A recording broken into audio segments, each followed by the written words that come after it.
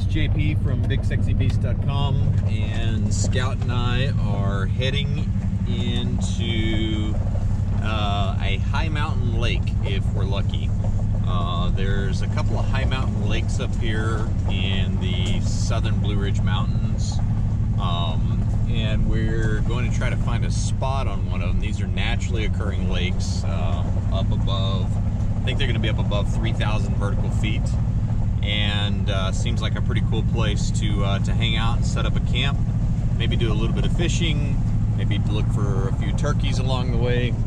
Scout's back here, just hanging out in the back seat, looking out the window. I don't think he's quite figured out yet that that window is open for him, but he will in a minute. And one thing I noticed is that for the first time, the amount of green that we have here in the forest really makes it feel like springtime. The colors are really popping. It's still going to be cold this weekend. I think we're probably going to have some pretty severe thunderstorms, so we may get some exciting weather here over the next couple days. There's Scout. But I also think it may make a really good opportunity to fly the drone and take in some of the spring greenery from that perspective. So we'll try to work that into the video as well. Anyway, stay tuned. Hope you enjoy, and let's see what we can get into.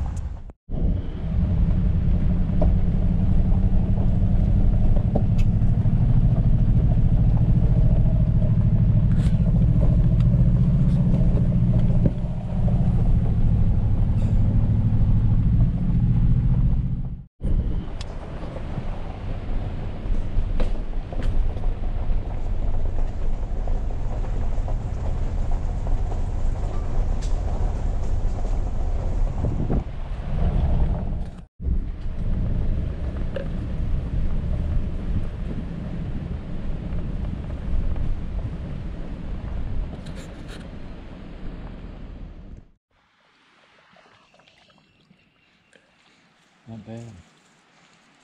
It's actually really pretty here. We're going to try a little bit of fishing and then try to find us a spot to camp. But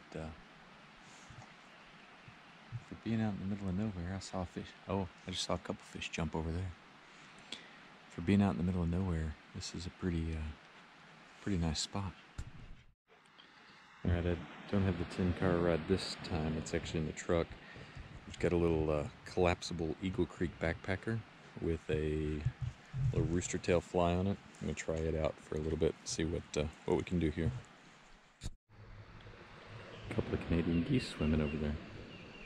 I think I was wrong about this being a natural lake, but I'm not wrong about it being pretty up here.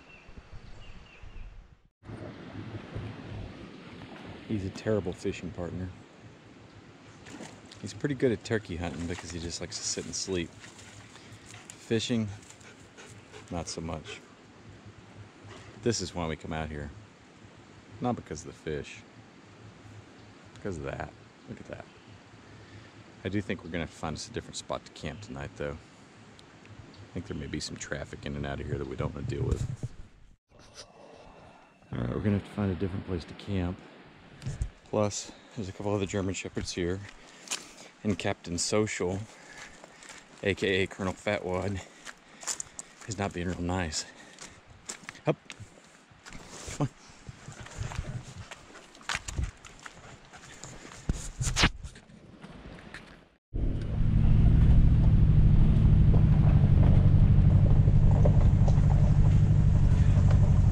That's the one thing about going to new areas. If you don't have a firm plan in place, or at least some sort of intelligence to tell you from other folks where good spots are, it can be a little bit of hit and miss. And one of the reasons that I always like to try to get to a campsite early, because the later that you're out, the harder it is to come up with a good spot. But we're going to backtrack to the east, and I think we'll come up with something that is satisfactory for the night. It's hard to go wrong out here, to be honest with you. We got a downed tree across the road, and clearly whoever cut this was in a Tacoma and not a Tundra. It's going to be really tight getting through here. I don't know if you can see that there or not, but we got about 2.5 inches on that side. Got the mirror folded in on this side.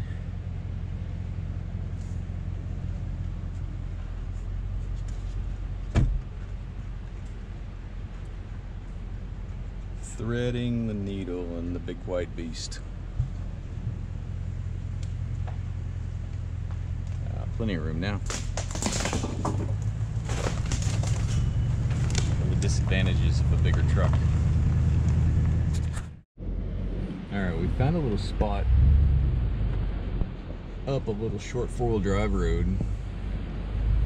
And now I'm using the spotting camera here to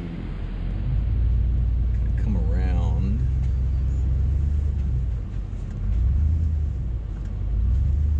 Try to get the truck level. It actually looks like it could be a pretty good spot unless we get a lot of crazy traffic, which up here I just don't think it's going to be the case. But another really good reason here is I think, turn the camera off and see how level we are. Pitch and roll.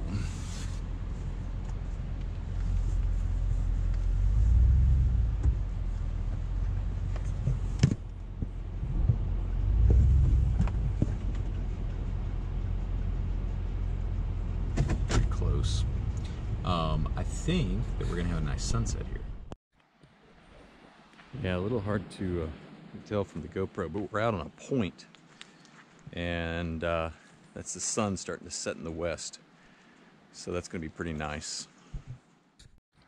This is where the truck's at. There's a fire ring here. People have definitely camped here before. I've never been here. You can kind of get a little bit of a perspective. Again, pretty cool to have the sunset just right there. It's gonna be pretty. All right, I'm gonna get set up and kind of enjoy the sunset.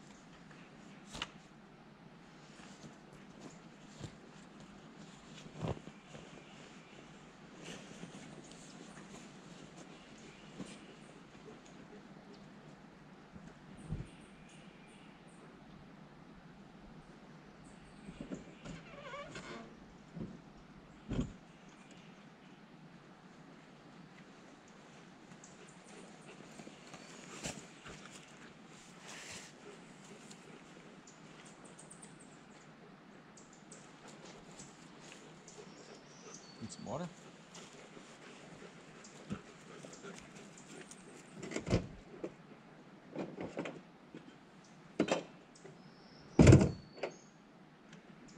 got Scout's water bowl somewhere, so he's going to get to use a pot tonight.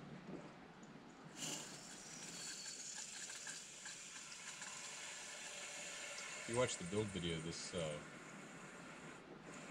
water port, pressurized water, 3.5 gallons, pretty cool. Like it more and more. Scout. Here's just water.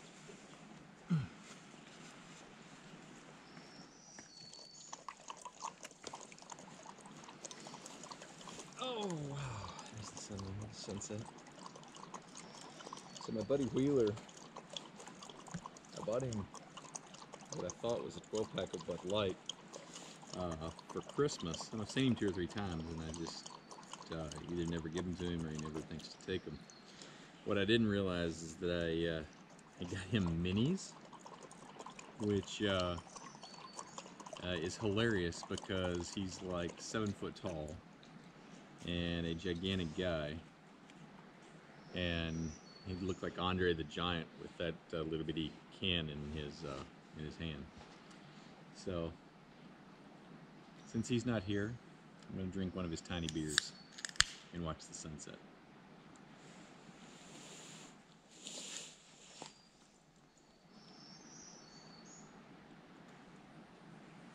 Good boy.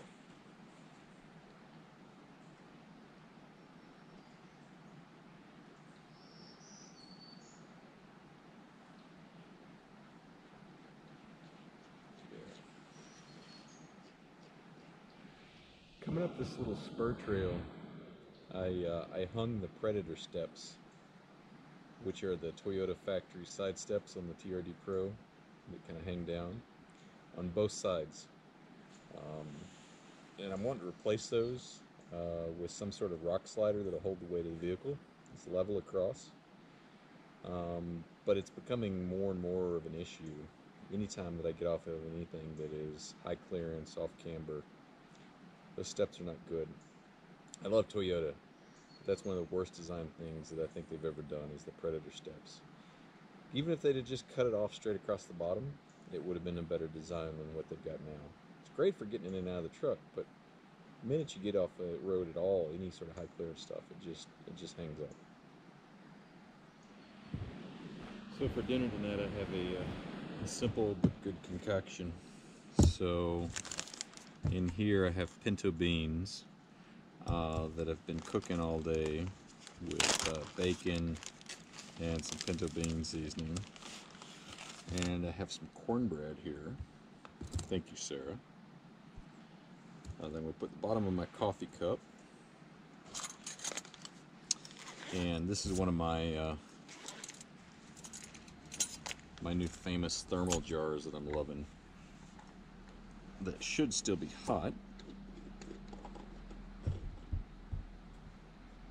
Yep.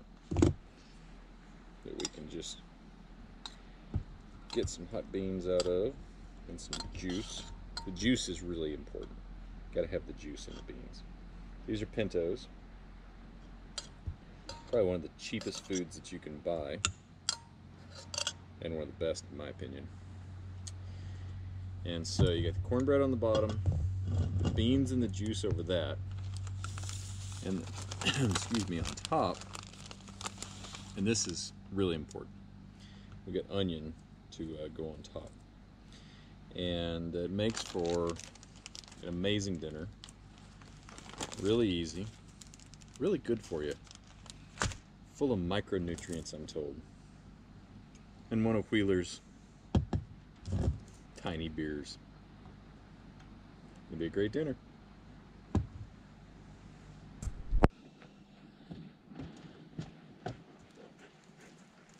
Got Mr. Scout's food here too. There you go, Scout.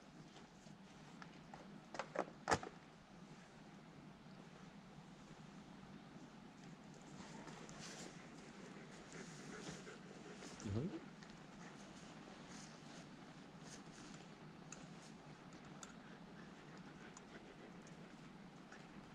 You can have my beans.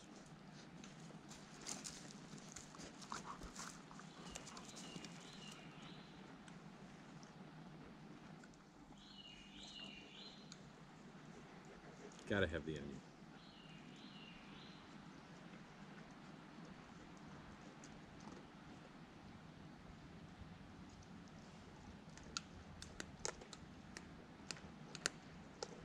GoPro, stop the sun. Just almost down. It's funny, it's 8:15 and my Garmin says that sunset is going to be at 8:16. Take a look at this.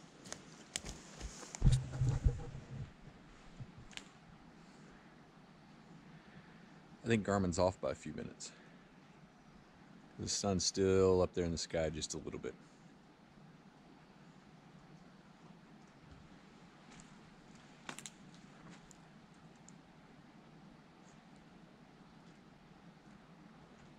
Scott doesn't care if it's off a few minutes or not.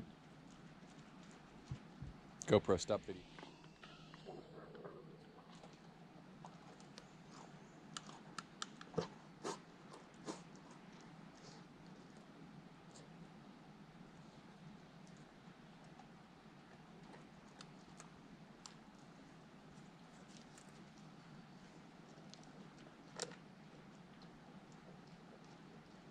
GoPro, stop video.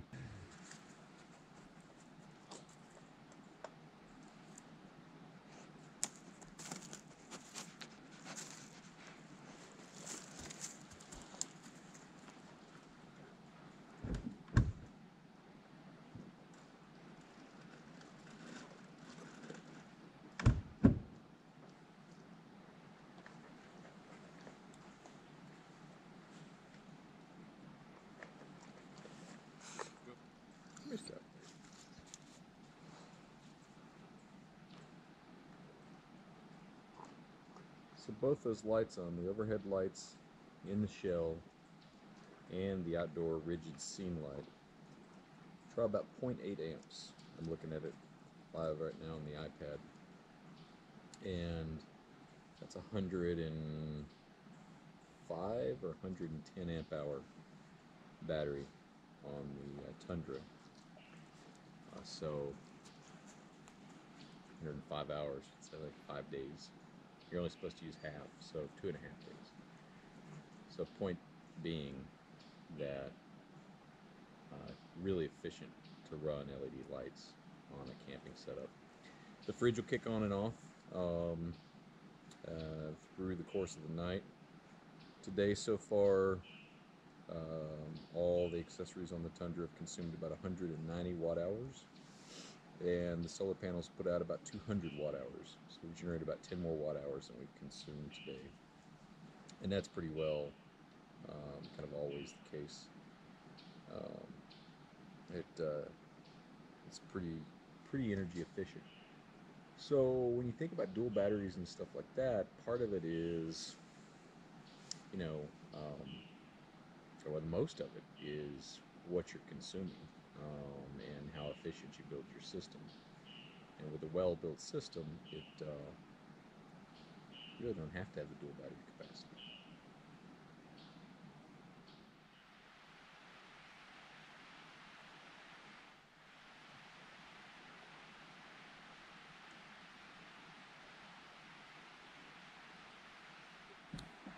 Load up.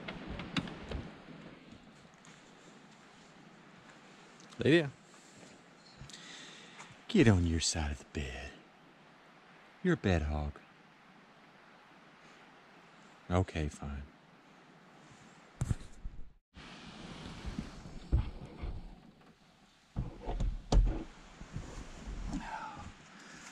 All right, Scout and I had a great sunset, and we are going to watch a series or something on Netflix and chill out, and we're gonna catch you guys in the morning.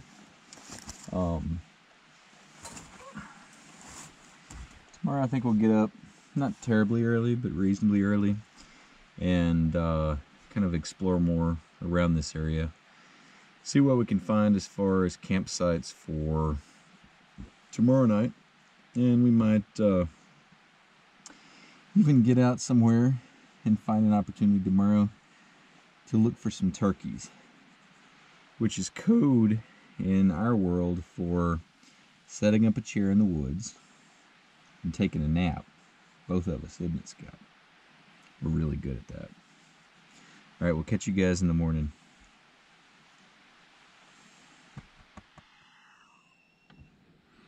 Just because I thought you might be interested. There's TV.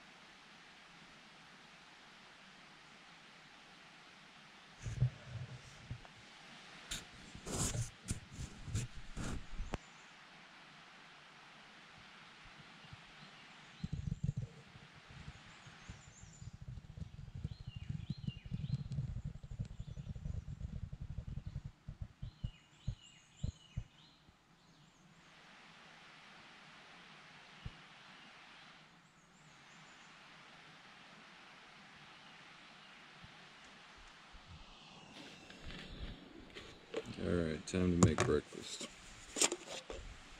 And I'm going the simple way again. With the jet boil. Mix my coffee. Some oatmeal. Something on the top of the jet boil canister there. Piece of trash.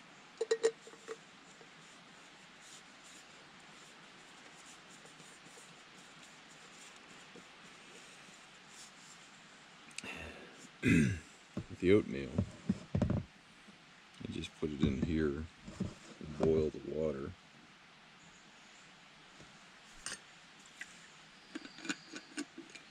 And let it set. With coffee, I've been using these Starbucks Via Packs, the Instants.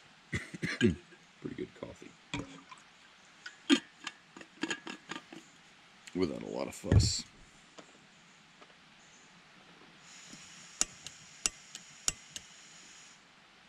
This electric igniter in the jet boil has been a little cantankerous lately.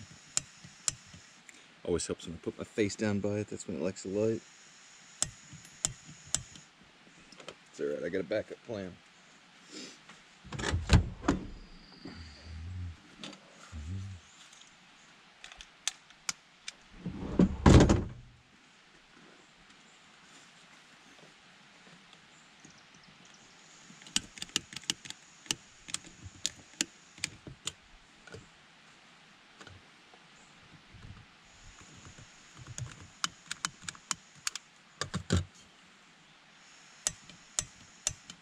Really being fussy this morning.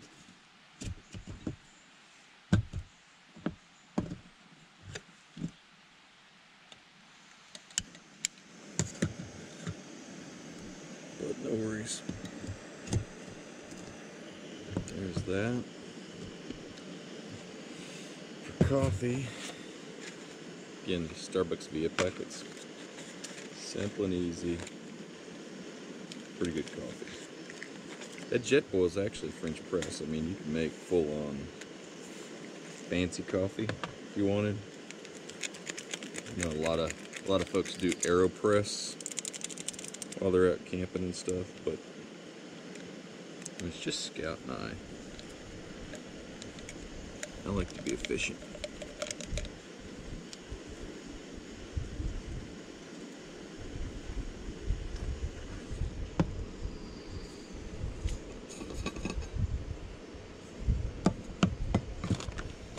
These vacuum jars are amazing. I can't believe that I haven't been using these things for years. You really just don't hear about them. But it takes such a less amount of fuel. And it's so much faster.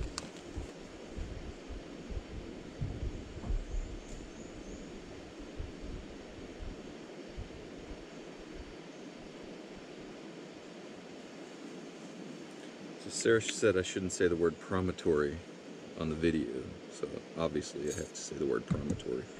I camped on a promontory last night,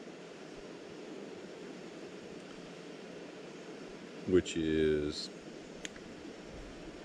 kind of a point overlooking a vast, beautiful view.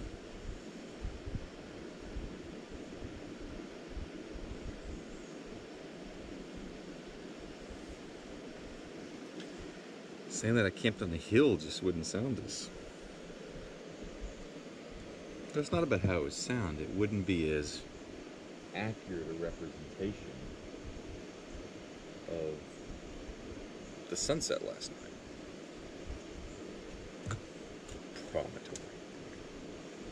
Alright, I gotta get with it. It's starting to rain.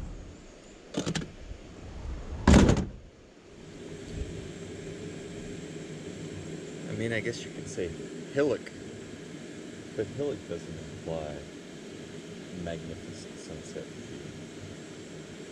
Promontory implies magnificent view. Everybody's a critic.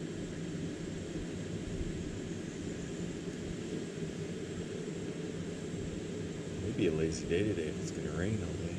I know it's got a thunderstorm tonight, pretty seriously. Alright, this is the longest 3 minutes.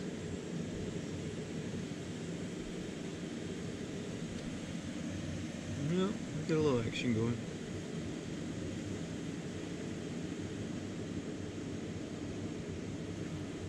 While we're waiting on our jet boil, there, saw some eyes in the night last night, and when I got up this morning, we had this on one side of the truck, and then in front of the truck we had this. I'm curious if anybody knows what kind of animal comes stalking up at night. Alright, this morning while we are driving around looking for a new spot,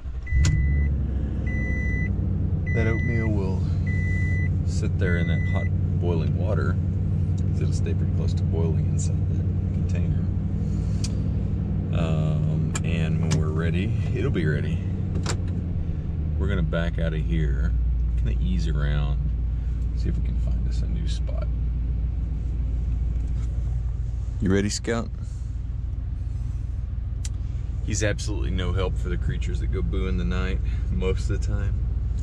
Last night he was too busy sleeping and farting to notice that we were being surrounded by wild animals.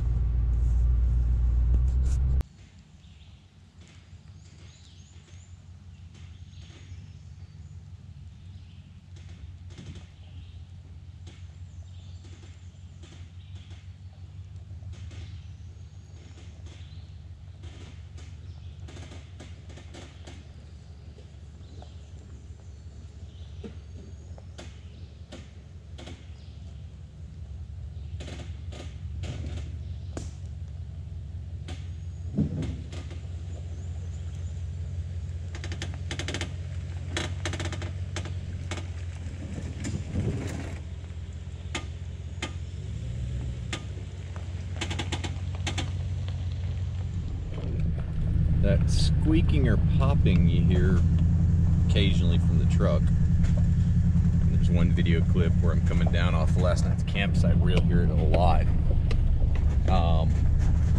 I took it into the Toyota dealership 2 weeks ago now, and they took the whole front end of the truck off and came back with the conclusion that it's the TRD skid plate.